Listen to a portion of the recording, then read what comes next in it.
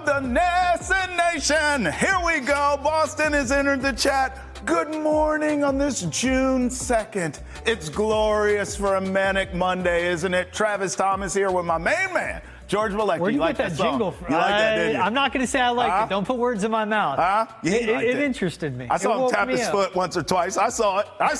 He's trying to act brand new. Like a marching band with a baton. I don't even know. Boston has entered the chat, the show where basically we enter your group chat and talk about what y'all are talking about. George, this is actually a big week when you think about it. Mm-hmm. We think, knock on wood, Bruins head coach could get announced this week. Yep. We'll see. NBA finals start, Stanley Cup finals start. Big week. We're talking about it all here, my friend. Patriots wrapping up OTAs as well. It's what do we see from Drake May bouncing back in practice? A little drama on the Love Boat. Yes, Love Boat. The Love Boat. You call it the Love Boat? I mean, what are we calling it? The twerk boat? The twerk boat. The TB, 2C or twerk, whatever you want to stand it for.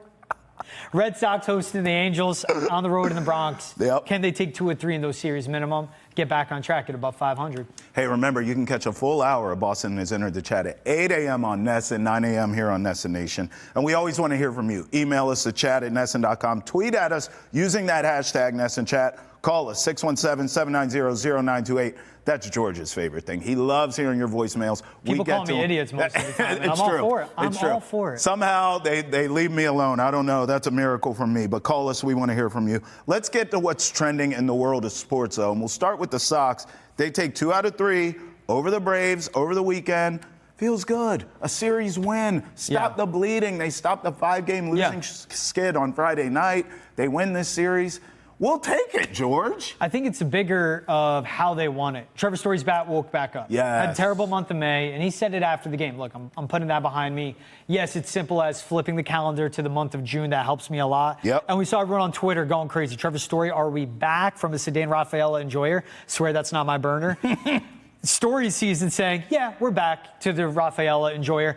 And then I'm at the game. This was from Ken. I'm at the game. That ball was smoked, as was Rafi. He's talking about Story's bases clearing, 3 RBI double. It's a fashion, and they won. Garrett Crochet, 112 pitches, 7 innings, striking out the side to end it in the 7th. And even how he did that was so dominant, too. Using his sweeper, his first 2 outs, then using the cutter to sit down Albies in that as well. Like, Crochet doing what you expect him to do, to finish with 12 Ks. But it's Story putting a slump behind him, 3 for 10 over the series, 1 home run, 5 RBI, timely hits. And with that bases clearing 3 RBI double, it was with 2 outs, Trav. Yeah. The pressure's there. And that's what won the game because no runs were scored after the first inning for either team. That's what it's all about. It's Story. Can he use this as a jump-off point to be consistent and good? For Garrett Crochet is keep doing your thing. Yes. And what's important with Crochet, too, it went Crochet, Weiser, Chapman. They did that. That saves the bullpen. They can't keep having short outings. Yeah. They need to sustain this bullpen and keep these arms fresh. Sure. So it's how the Red Sox, A, took 2 or 3 against the Braves, but B, also how they won on Sunday to complete winning that series. Let's start with Crochet, because I tell anyone and everyone this same story every time about you and I at FanFest at Fenway. When Garrett Crochet came walking into that studio. Big man. And you and I both, when he walked by, we said, what's up? He said hi to us. And we looked up at You looked up, more importantly. I look up at everyone. Yeah, fair. Okay, fine. He made you look small. Back to me. I looked up and went, wow. And he's got some size on. He looks like a middle linebacker. Like, that's how he's built. Defensive end, tight end. I'd go any of those routes, and he pitches that way. He pitches like a workhorse. And I imagine yesterday he had to feel like, finally, I get a little bit of help here, right? As far as Trevor's Story, I think it's sustainable, and here's why, George. He's doing it everywhere. It's not just the bat has finally came to life here, although it has, right? He's doing it in the field as well. I mean, he had a snag yesterday that was nasty. The guy's doing it everywhere. I think his confidence is there. I think he's getting his swagger back. Here come the Sox. I am hoping, cautiously optimistic, that they sweep the Angels. That's really what you need. Now you have some juice. Now you have some momentum. That would be 4 wins in a row going to take on the Yankees in their building. I like the Sox chances if that's the case. At worst case scenario, George, you have to take 2 out of 3 from the Angels at least. Exactly. That's worst case. Win the be series. Consistent and win series. That's right. And that's from Crochet. We've seen 3 of his last 5 starts, 7 innings pitched, 8 or more Ks. Hasn't allowed more than 2 earned runs himself. And he said on Sunday, too, there wasn't a single pitch I wanted back. That type of confidence, that type of dominance. And where his four seam was great, his cutter was fantastic, but using the sweeper to put away to put away batters, using that cutter, going back to that, he was dominant. He's been as advertised. He is one of, if not the best pitcher in baseball right now. You keep getting that from him, but to your point, the relief he has to feel of, goes out 7 innings, absolutely dominates, and got the run support. Yeah. Complete team win. We'll see what happens now with the lineups. Does Campbell stay at second? Does he move to first? Abraham Toro's been hitting well. Carlos Narvaez will get back into the lineup to start this week. Just can the Red Sox piece it together? And go back to last season. Durant hasn't been great this year, but June was when he exploded on the scene. Can Jarren Durant do that same thing and just be good? We don't need elite. Be good. This team needs to be good. I'm not asking too much. Boston's not asking too much. Can they be good? All right, I'm going to channel my Celtics fandom for the next one. NBA Finals start on Thursday. Can't wait. Pacers, Thunder. Ooh. Whoop-de-doo. Look at the popcorn in this tweet. Even the popcorn in the NBA tweet looks weak and sad. Just ain't no butter, ain't no salt. That is bland, plain popcorn right there. I mean, George, I'm sorry. The Thunder, props. The way they've gone through these playoffs kind of remind me of what the Celtics did last year. They've knocked everyone down. Now, in the playoffs, regular season, you name it. 5 against the Pacers. But the Celtics, the style in which they played, you have Tatum, you have Brown, Derek White emerged. Yeah. We all know Porzingis. We all know Drew Holiday. It was star power everywhere. The Thunder, I mean, look, great young players, don't get me wrong. But even SGA, you and I argued about this before. I still don't think SGA is known or respected or cared about in a casual fan's brain. We disagree on that. He's averaged over 30 points the last 3 seasons. Casual. He just won league MVP. He's all NBA. He gets it done. He dominates and controls the entire game. Casual fans know who SGA is. They don't care about... insane. And I'll give you another one. That's absurd. They don't give a damn about Tyrese Halliburton either. They don't care about him either. Casuals care about Halliburton. He's showing up in big games. No, they don't. The pace he pushes at. And this is him doing his breakout, too. Here's how you know where I'm going to be right. Ready? Wait till the ratings for this NBA Finals. But that's Indiana, Oklahoma City. Right. That's part of it, too. I didn't even name that. You would have an argument if it was Boston, LA, same cast of characters, and the ratings were bad. Then you would have an argument. End of the day, it's Oklahoma City Thunder against the Indiana Pacers. It doesn't even sound right. You're going to have Celtics fans that they watched their NBA Finals because they wanted the Knicks to lose. That was one of the funnier reactions. Mission accomplished. Like Celtics fans posting, like, cool, Celtics fans saying to Knicks fans, raise a banner, you beat us in the second round. Right? Yeah, facts. And the Pacers running through the Bucks, Cavs, and now the Knicks. Like, good for them.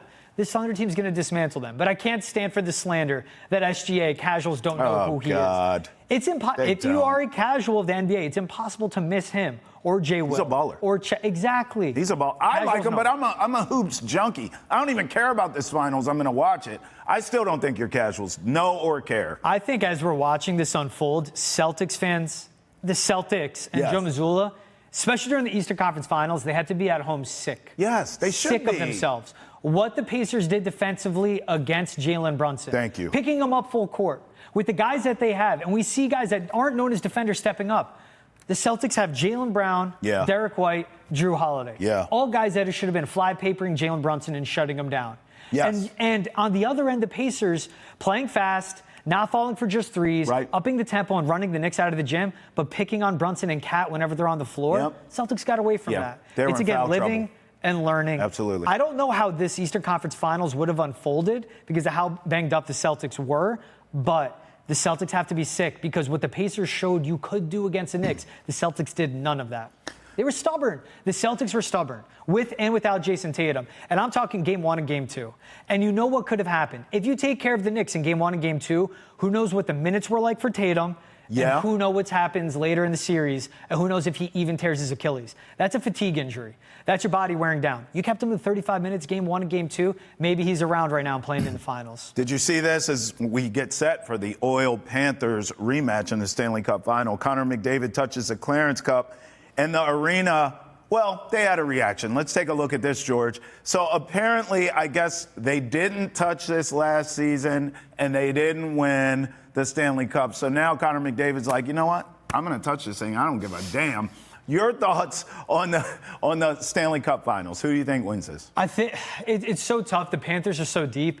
Until goaltending steps up, like that's what I need to see happen for the Oilers. I don't believe in anyone's due.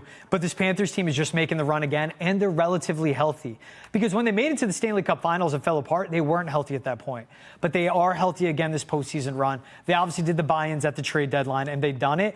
I don't understand the goaltending support that the Oilers can give a Connor McDavid. Until that happens, I'm a believer in Connor McDavid. Me too. I'm a believer in Leon Draisaitl. Me too. But this Panthers team, knows how to get the most out of Sergei Bobrovsky. Yes. And they also know how to protect him. They have 6 goaltenders on the ice, not one.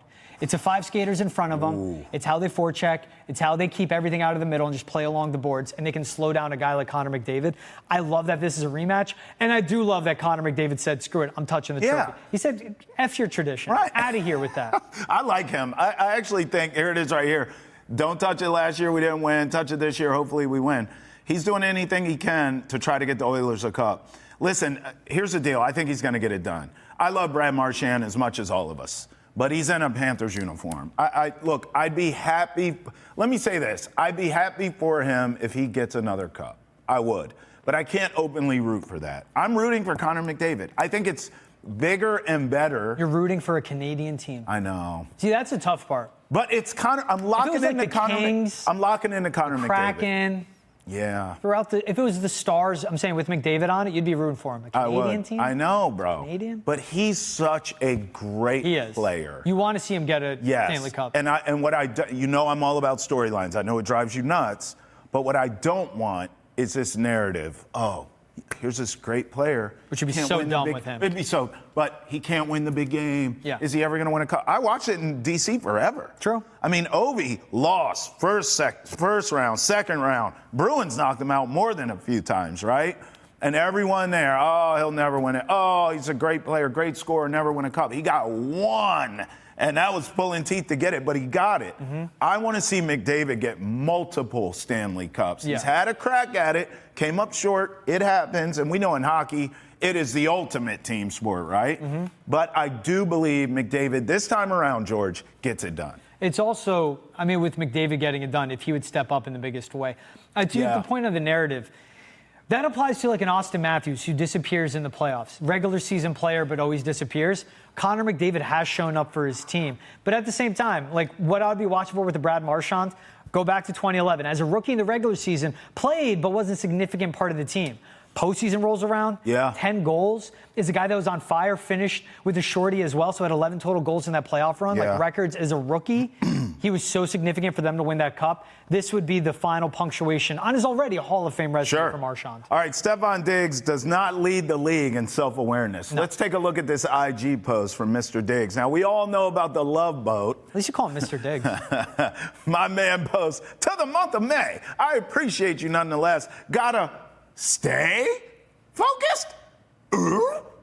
Stay? You were focused to begin with? To stay focused? He was focused. He was focused on who was giving the two-seat to. And who was calling him daddy. He wasn't focused on the cameras around him. Stay focused. Not gotta recalibrate. Refocus. Lock back in. I gotta stay focused. Okay, bro. You're not a leader. You don't even get that you don't get it. He's just posting through it. We've all been there. No, we ain't. Tweet through it. You Instagram post through it. No, we ain't. That's what he's doing. Don't put me in that. He's posting the workout videos, right? And I'm not like Ben Simmons experience. Like, I'm not falling for workout videos. He's moving well. Full flexion. Like, that's awesome. He looks like he's recovering from that torn ACL. Until we see him actually lock in and focus, I'm not believing it. Yeah, right. Gotta stay focused on what, bro? Look, I told you they shouldn't have threw all that money they threw at Stefon Diggs to begin with. And here we are. I didn't see the love boat coming. I'll give you that. But I told you from the beginning, this guy's a leader, and they treat him as such, and they paid him as such. George, I'm telling you, I don't know what the team can do disciplinarian-wise. Yeah. But as far as the team, these young players, these impressionable players, looking at Stefon Diggs as a leader, you can cancel that order. They've already seen enough. I think he has time to recover. I mean, they need him to be that. That's why you hired Mike Vrabel, where you could say they're canceling him out. Mike Vrabel gets Stefon Diggs to lock in. That gets every receiving room to lock in, and that gets him to be a leader. That's why you have Mike Vrabel. They need Stefon Diggs.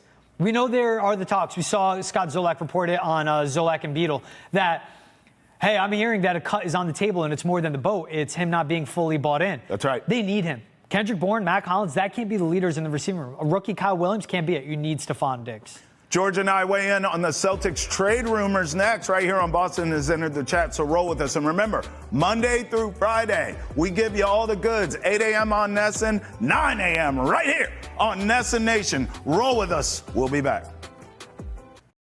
Control is to go to the East. I think you have to look at the teams that could make a trade for Giannis that the Bucks would accept, and on the other side of the trade would have a contending team. Ooh-wee. Wow. So you're telling me there's a chance. Why would he want a contender? Why would the Bucks want a good return?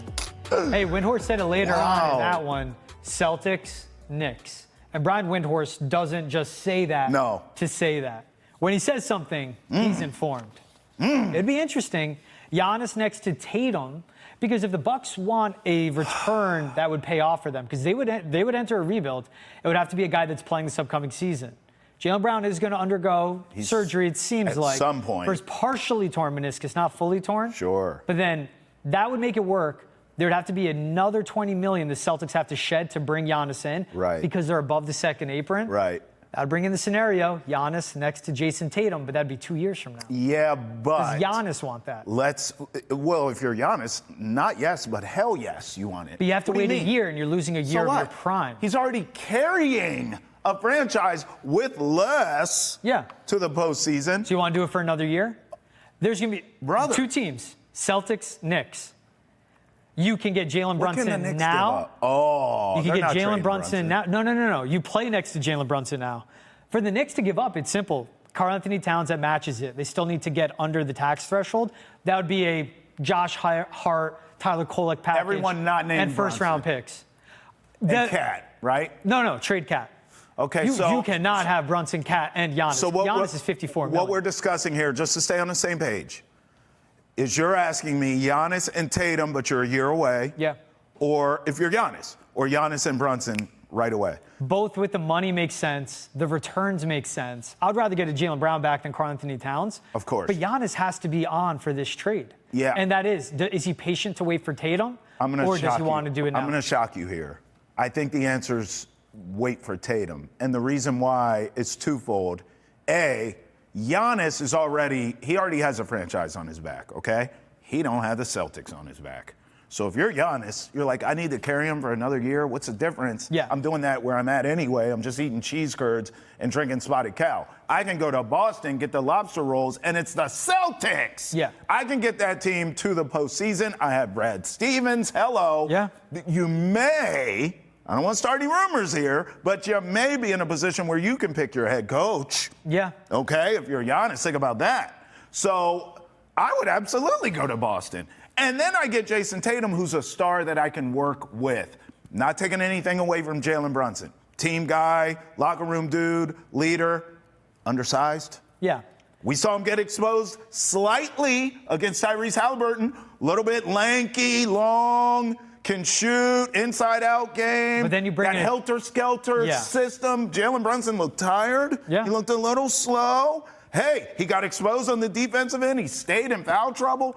If I'm Giannis and I'm assessing all these things, oh, no, I'll take my chances with Jayson Tatum. His game works with mine. Tatum can shoot. Coming off an Achilles, he's probably going to be reliant on that three and that jumper even more. Gives him the spacing. I can go to the cup. Okay. Oh, my God. I'm picking Boston. The next layer then, because mind you, so Brown and Giannis basically match when it comes to salary. Yes. Celtics need to get another $20 million off the books to be able to trade for Giannis. That's why these penalties and all the talk of the second apron, this is legit. This is as close to a hard cap as you can get. Sure. Because the Celtics can't just make this trade. They need to get under that second tax threshold. So it does prevent teams from swinging and getting big guys. Like there is a penalties. You want to get under that? Like Jaylen Brown and Payton Pritchard alone isn't enough. No. It could be a Jaylen Brown, Payton Pritchard, Sam Hauser, or simple. Jaylen Brown and a Derek White together. Derek White would be 32 by the time Jayson Tatum is back. You get a Giannis, who's going to be 31 this next season, better player than both Jaylen Brown and Derek White, but can he work with Jayson Tatum? And is Joe Mazzulla able to coach a Giannis Antetokounmpo? Yeah, I don't know. Joe Mazzulla, who wants to shoot 55, 63s a game. Yeah. Can he understand and know how to adapt his game to cater to Giannis's strengths? This guy averaged 30 and 9 the last three seasons. 30 and 9. That Joe Mazzulla, That's the wild he card. should not be walking through that door next season. If Joe Mazzulla wants to be the coach of the Celtics, he better figure out how to coach in other styles. Yes. Because clearly the team you had is getting broken up. Now, we're sitting here talking about Giannis to the Celtics. That may not happen. That could be pie in the sky, okay? But we know this. It's going to be a new-look team. You're not going to have Jayson Tatum. We know that. And then you're going to have to make some moves because all the damn bills that are due. It's worse than my house. It's bills everywhere. So, listen, I think Joe Mazzulla, if he is going to be the coach of the Celtics for the future, he better figure out a way to make that work based off of the personnel that he has. You and I talk about this all the time in sports. Forget basketball, all of sports, big picture. The best coaches are the ones who can adjust. Rick Carlisle. What do I have? What's my personnel? Okay, this is how we're going to play. Yeah. Not, this is how we play. It's my system, my way or the highway. Those coaches don't last. So if Joe Mazzulla comes in thinking we're just going to jack up threes again, which is why they got bounced against the Knicks, but that's another topic for another day. If he comes in next season thinking that and you don't have the same players, which he won't, he's not going to be here. And that's what's confusing is we saw them adapt in the series against the Magic, getting chased off the line, winning games, shooting less than 35 threes, making less than 10 in a game, which is unheard of for the Celtics. Sure. But that all went away with the Knicks. This would be the biggest trial for Joe Mazzulla. This upcoming season will be no matter what. He has that built-in out. If there's no Jayson Tatum for the entire season, he has that built-in out. As long as Jaylen Brown and Jayson Tatum want Joe Mazzulla, he will be the head coach. Now, if a Giannis comes into the fold, That's different. and he's not on board with the Joe Mazzulla as his head coach. And what happened the last two seasons with the Bucks? Adrian Griffin in as head coach. That's right. Is outed as they won the best records in the NBA before the All-Star game. Then Doc comes in and takes a year. Yeah. Now Giannis wants out of Milwaukee, which makes sense to me. Yeah. It's just it's hit ahead with that franchise. Okay, so does he want a Joe Mazzulla? Does he want, say, a Mike Malone who's out there? Does he want a Tom Thibodeau? Or again, does he want New York? And his contingency is, I want a different head coach. Yeah, listen. And that would be a challenge for Jalen Brunson. There's going to be multiple teams in play here. It's going to become a Giannis bidding war. And that's why it would be a Jaylen Brown and Derek White. Yeah. It's not going to be as simple as, here's some pieces, here's some draft picks. Same thing on the Knicks end. They could just trade Cat and say, again, a Josh Hart. I think they keep an OG. Exactly. One of those, it's going to have to be. One of them. By the way, listen, I'm with you in terms of trading for Giannis. I'm with that. I would trade Jaylen Brown for Giannis. I am not trading Jaylen Brown and Derek White to Milwaukee. That has to be separate. Derek White has to go somewhere else. I team involved. I can't send both of those guys to Milwaukee for Giannis as much as I want Giannis. I think that's lopsided. I can give you Jaylen Brown and a Hauser or Jaylen Brown and something, draft pick, something. I'm not giving up Derek White and Jaylen Brown to get Giannis. I can't do it. That's got to be separate deals.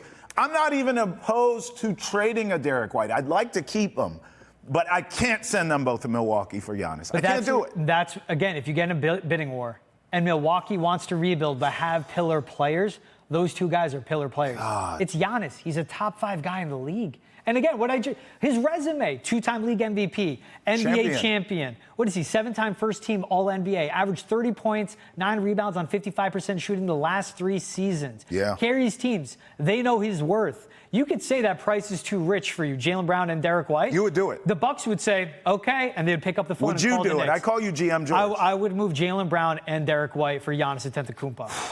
Everything has to be lock in step, though. Man, you making me want to drink, man. It's too early in the morning to drink. And that's the reality, though, of where the Celtics are now on the books and the salaries of it all. That's the reality of it. Now, can Giannis and Tatum coexist? We've seen Jaylen Brown and Jayson Tatum coexist. Jaylen Brown is committed to the city. Here's the other layer in this, that Giannis is 2 years away from his final year before he can opt out. Sure. So this upcoming season, no Tatum, just Giannis. Right. The following season, Tatum and Giannis. Yeah. Then he can exercise his option, opt out. Then he's going to be making $65, $70 million a year. And what do? Tatum, $50, $60 million a year. Yeah. Giannis, $70 million a year. Is that sustainable for the Celtics? Well, listen, I would probably cross that bridge when it comes, because if I'm going to get him for those 2 years anyway, that's when my championship window is open anyways. So I would be okay with now. that. Yeah. Like, I'm not thinking I'm going to have Giannis for the next decade. So, hey, if he opts out and he gets paid somewhere else, did I get a title? Maybe. Was it worth it? Damn right. If I didn't get a title, boy, so I don't know. All in. We also should talk about this. Brad Stevens, who's a genius, and Brad Stevens we trust, could just say, everyone calm the hell down. We're going to run it back. Jaylen Brown, Derek White, Tatum, that's our big three. Yeah. And the rest of the pieces will be interchangeable. We will make moves. There will be a new Hauser. There will be a new Porzingis, whatever it is, right? Yeah. I think that's something we all need to be prepared for, too. It's one of those two paths. What I don't see is a tank job. What I don't see is Jaylen Brown doesn't play next season because he gets, think about this. Strategically, they could say, get your surgery late summer. Mm-hmm. Then all of a sudden, you don't have Jaylen Brown nor Jayson Tatum. Because by the time Jaylen Brown could come back, in this scenario I'm pitching you, why even come back? We're out of contention. Mm-hmm. So you stink for next season purposefully. They wouldn't call it a tank, but the signs would be there. Yeah. And then maybe you get in the lottery, we'll see. I don't see that path. I just don't think that's a realistic way of going about it. I think it's either Jaylen Brown for Giannis, or it's going to be Jaylen Brown, Derek White, Tatum. We will wait for that big three to be latter. back. I think so, too. And I don't hate the latter. I don't either. Both are. It's patience. Both and that's are what Brad Stevens is. Both are contending cores. Both can make it happen. And this also could be moves that are made after Porzingis and Jrue Holiday are dealt in some fashion as well. Yes. I want to go to the YouTube comments quick. We saw one from Natana El Mercado, 9167. Natana! Building a team around two Supermax players is simply not sustainable. It's not possible to build a contender that way. Unless you have two top 5 players, that would be Giannis and Tatum. Yes. And elite drafting. You got Brad Stevens, so it checks all those boxes. Sure. Here's one other one from Spike Eye Visual. I just hate watching sports and analysis. Trade JB? Why? Tatum is the one who's uncertain, bro. Let's be logical. JT may never be the same. Why let JB go? So what do you want to trade Tatum? I think Tatum's the same. And then if you want a Giannis, you got to trade a Jaylen Brown.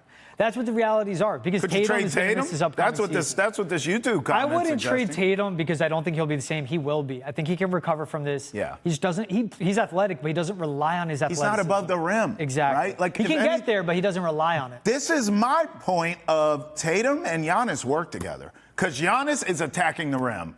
You're in my way, you're getting dunked on. How's that sound? Yeah. Remember when he did this to LeBron? That was awesome. Like, Giannis doesn't mess around.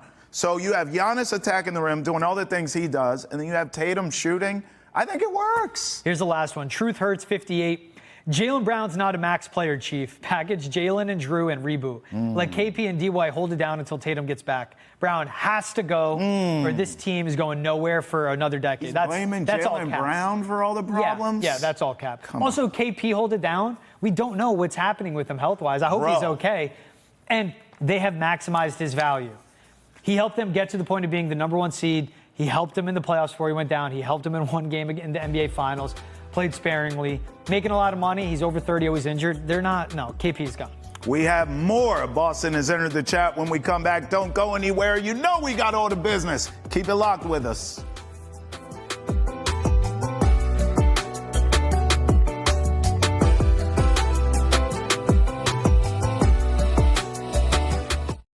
That we're prioritizing our 2025 season.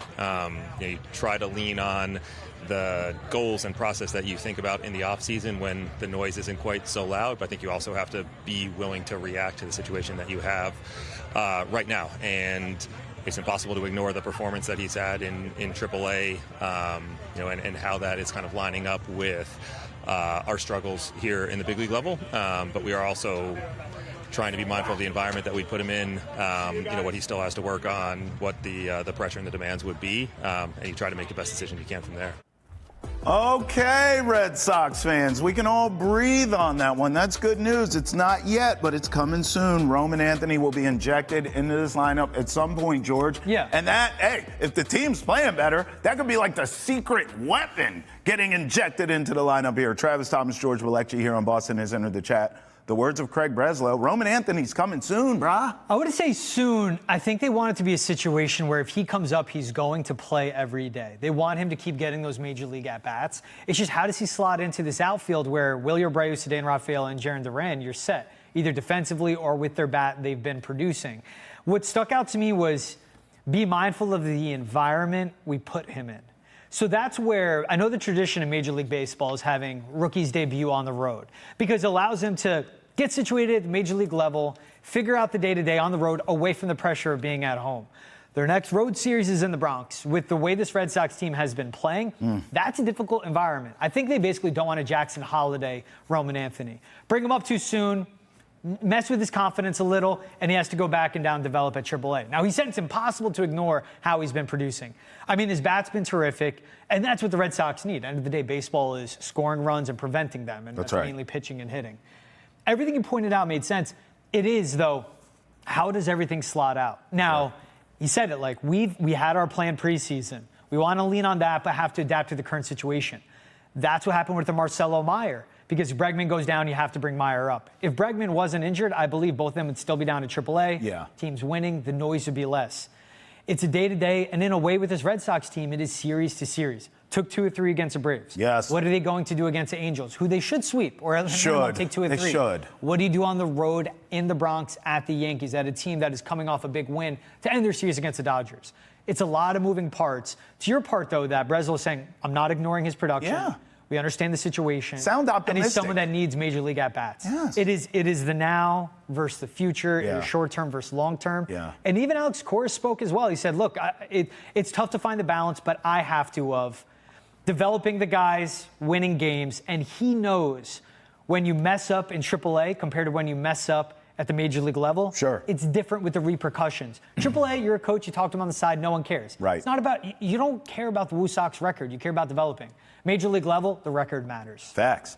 You know, look, if this team has turned the corner, and we saw them take 2 out of 3 from the Braves, okay, as far as present team who we have now, one way you're going to do it, and it's going to be sustainable, is if Trevor Story can sustain what he started this weekend, because it really started Friday night. Yeah. I thought Bro's bat woke up like the Undertaker sitting up out of the casket, and it stopped the bleeding of a 5-game losing streak for the Red Sox. And then, of course, Saturday hits, and it's like, oh, this is why we can't have nice things, because the bats go cold again, they get blanked. So going into yesterday's game against the Braves, I didn't know what to think. I knew that our guy Crochet was going to shove, because that's what he does. He's an ace. He's usually let down by the bats. Yeah. Thankfully, Trevor Story showed up again yesterday, not only at the plate, but with his glove as well. Fans are loving the Trevor Story and the Garrett Crochet love right now. So here's Trevor Story tweets coming in. Sox Savant, the masculine urge to say we're back 20 minutes after saying it's over. I think that's for you. Yeah, it is. Hey, June is the month of Story. That's from Dirty Water Sports there. And then, of course, Crochet love as well on Twitter. Hey, look, Garrett Crochet, what he's doing right now, putting him up against some of the Red Sox greats there, Chris Sale, Lester, Pedro. So, I mean, right now, this team starting, we hope, I'm knocking on wood as I say it, to turn the corner. Trevor Story talked about his bat waking up. Take a listen. You know, you're looking for little things like that to create some momentum, you know. What's in the past is in the past. We can't harp on that, but we can learn from it. And I think going forward, just trying to be the best athlete I can, keep it simple. Less is more for me a lot of times, so that's what we're dialed into right now.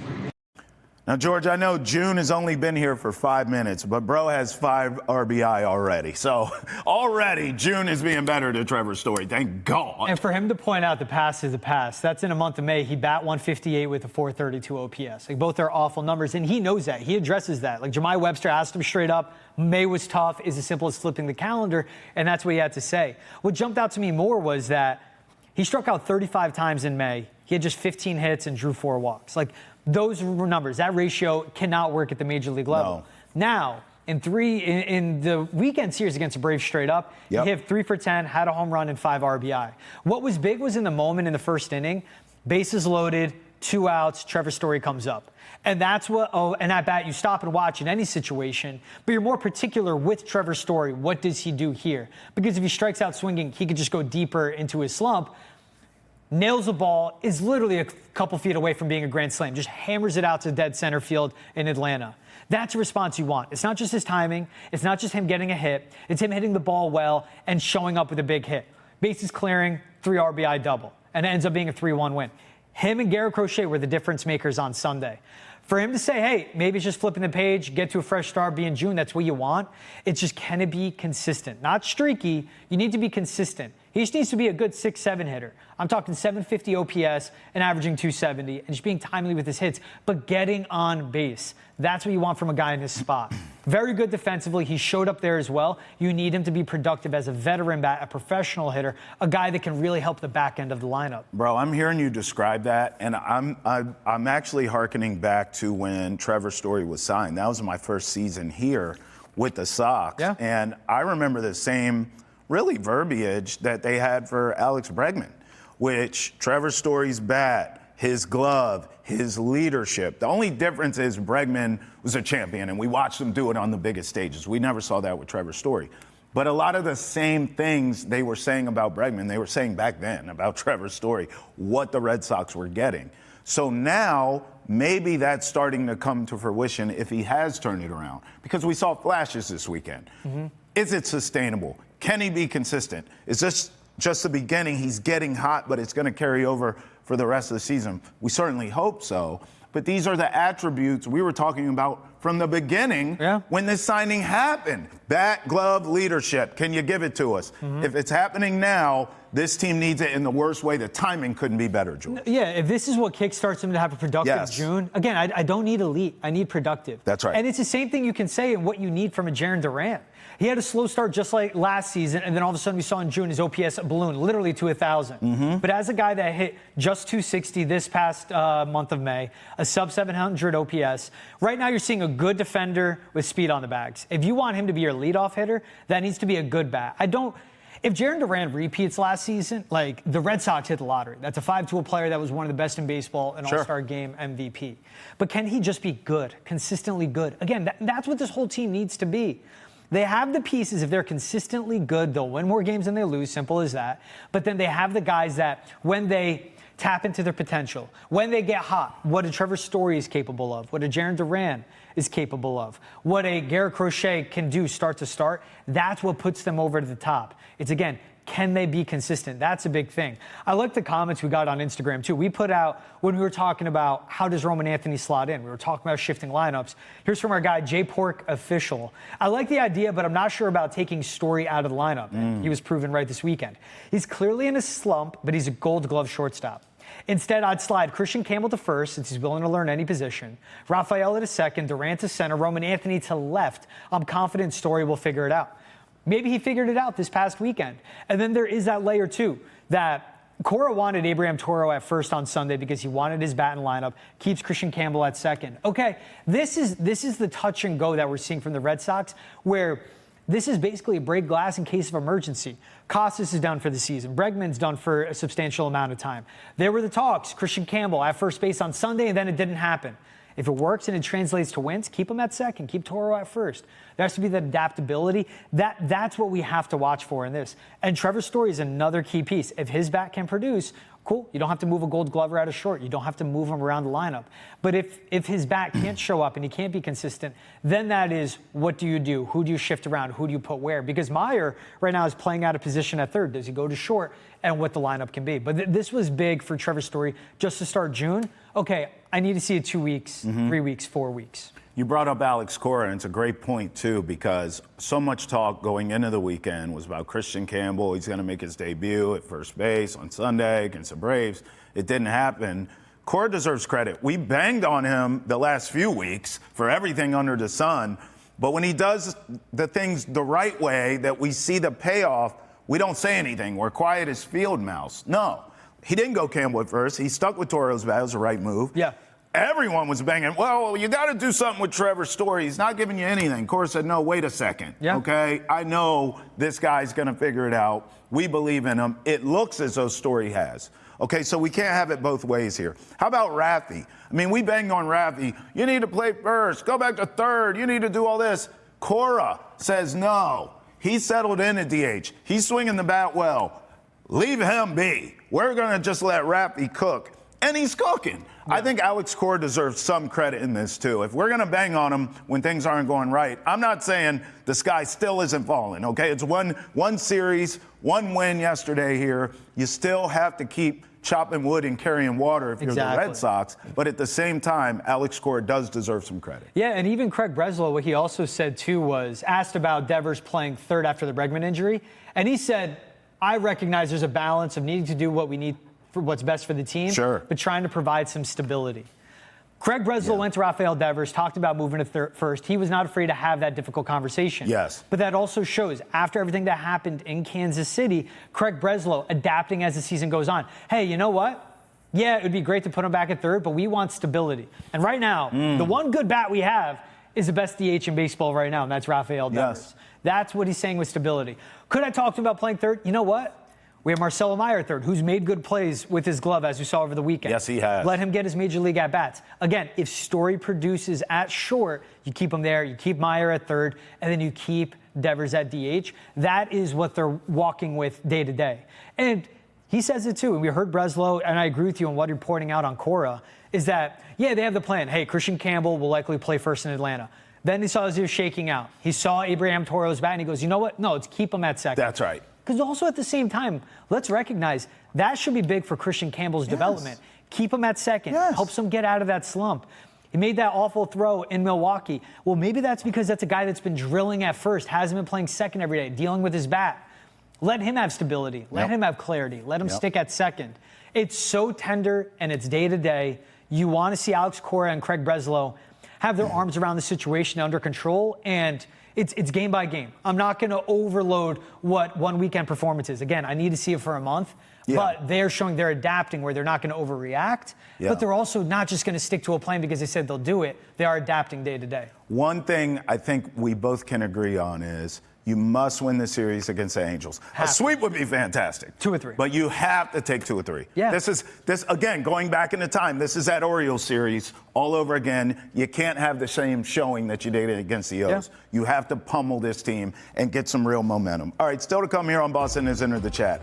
Last scene, Stefon Diggs was turned up on a boat.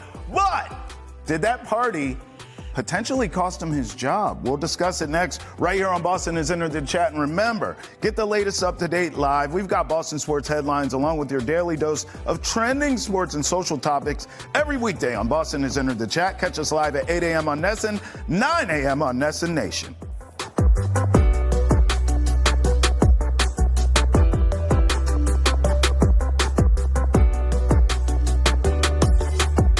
Yesterday with the not opinion, but the knowledge of that it is on the table, that it is being thought of.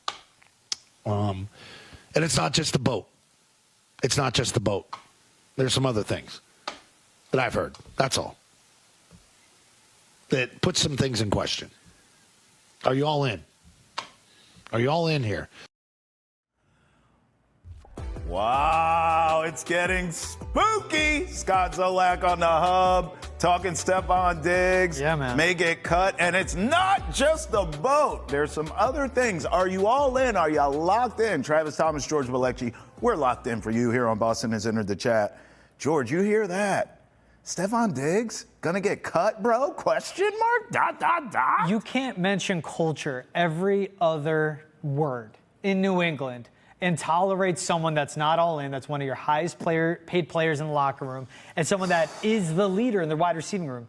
You signed him, you brought him in to help bring Drake May along in his development, but also to show the younger receivers, Kyle Williams, Jalen Polk, Javon Baker, Demario Douglas, what it takes to be a pro. And if he's not, what Zolak points out, it's not just the boat, it's how dedicated are you to your rehab? Because, yeah, they had voluntary. He's down in Miami partying on a boat. Okay, what's the rehab like? Are you up to speed? Dude, for all we know, I mean, that's where he could be doing his rehab and his workouts. Sure. Go that morning, go to the boat. Like, he's not going to spend 8 hours a day. Right? That's what the questions are. And again, that's how Mike Vrabel is. If he says every time, you respect the team, I respect you, this coincides with that. Your commitment to the team. Can the Patriots exist in their wide receiving room if they cut Stefon Diggs? I say no. But they have to get the most out of him. And again, why you bring in a Mike Vrabel? He gets a guy like Stefon Diggs to be 100% committed to the team. That's one of his calling cards. He makes that stuff happen. This is his challenge. This whole thing. How does he discipline Stefon Diggs? How does he make sure this doesn't happen again? And how does he make it recover? That's what the big part is. You make me sick with this, bro. I'm going all the way. Yes, because we argued about this when this guy got signed, and I told you then. I didn't see this coming. Thank you. But I told you then this was a stupid contract. And you're like, no, it's not. And then you just say, can this wide receiver room exist without Stefon Diggs? I don't think so. And that's why it's not a stupid contract. Okay, here's the deal. It is a stupid contract. I told you when they signed him. Okay. I said this was too much money. 4 years, $69 million, 26 M's guaranteed, which you always tell me that's is a big thing that matters, right? That's not a prove-it deal. If you remember, when they signed him, I didn't necessarily have a problem with the signing, in theory, of a Stefon Diggs. Yeah.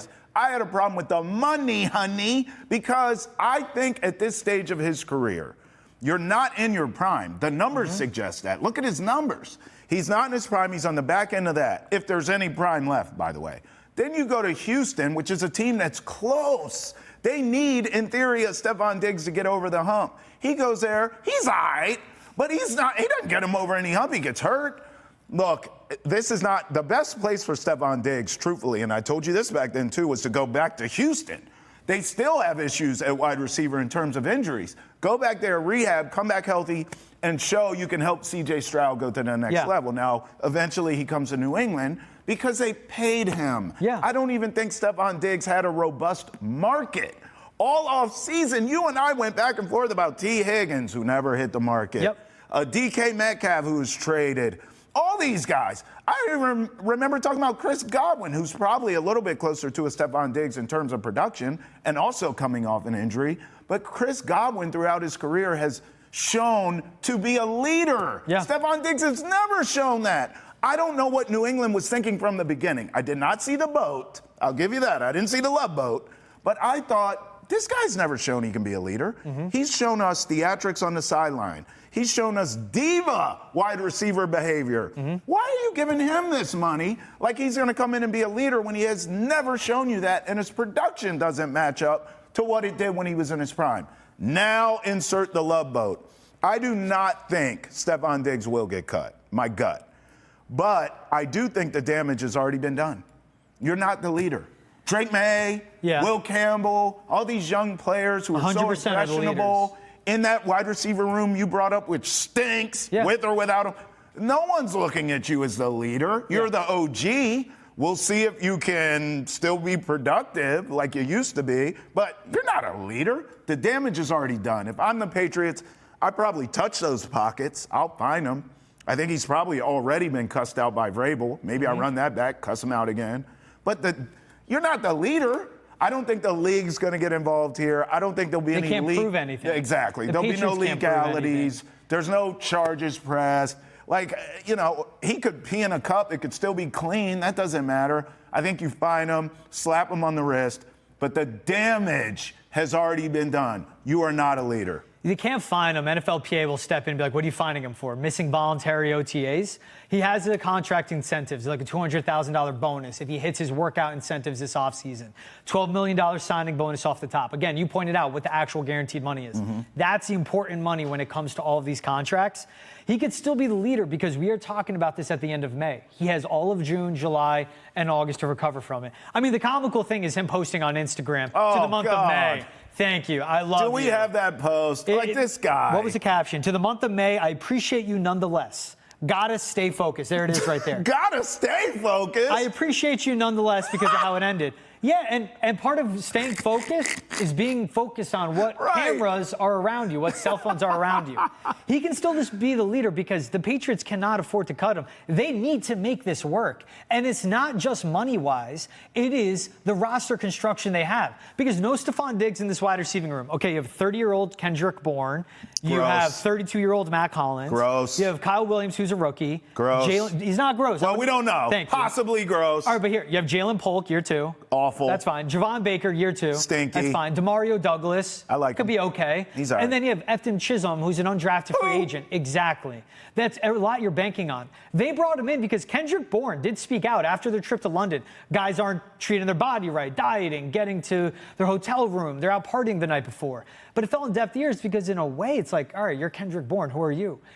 Stefon Diggs needs to step up. This contract is worth it because you look at the wide receiver room. If they didn't pull the trigger on this, it would have been terrible.